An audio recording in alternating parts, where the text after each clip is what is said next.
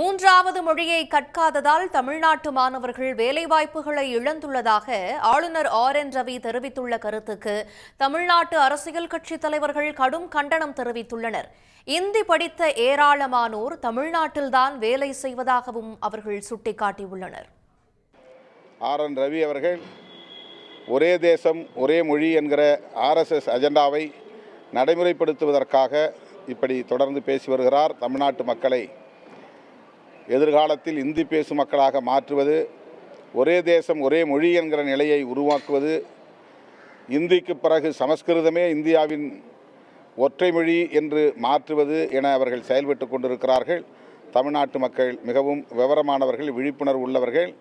RN Ravi போன்றவர்களின் மாய்மால பேச்சுக்கு ஒருபோதும் இவர்கள் இணங்க மாட்டார்கள், ஏமாற மாட்டார்கள். தமிழ்நாட்டிலே பிஜேபி தவிர்த்து எல்லா கட்சிகளும் புதிய கல்விக் கொள்கை தேவையில்லை, அவசியமில்லை, அதிலே சில விஷயங்களை ஏற்றுக்கொள்ளலாம். ஆனால் மும்மொழி கொள்கை போன்ற விஷயங்களை தமிழ்நாடு ஏற்றுக்கொள்ளாது என்பதை தெளிவாக சொல்லியிருக்கிறார்கள். அப்படிப்பட்ட ஒரு சூழலிலே ஆளுநருக்கு இதில் பேச வேண்டிய அவசியம் இல்லை. மாநில அரசின் உரிமையையும் மாநில மொழியையும் காப்பாற்ற வேண்டிய தேவைதான் இருக்கிறது. எனவே தேசிய கல்விக் கொள்கை 2020 திணிக்கிற மும்மொழி கொள்கையை உறுதியாக நாங்கள் எதிர்க்கிறோம். தமிழ்நாடு எதிர்க்கிறது. இந்த எதிர்ப்பில் இருந்து துளி கூட நாங்கள் பின்வாங்க போவதில்லை.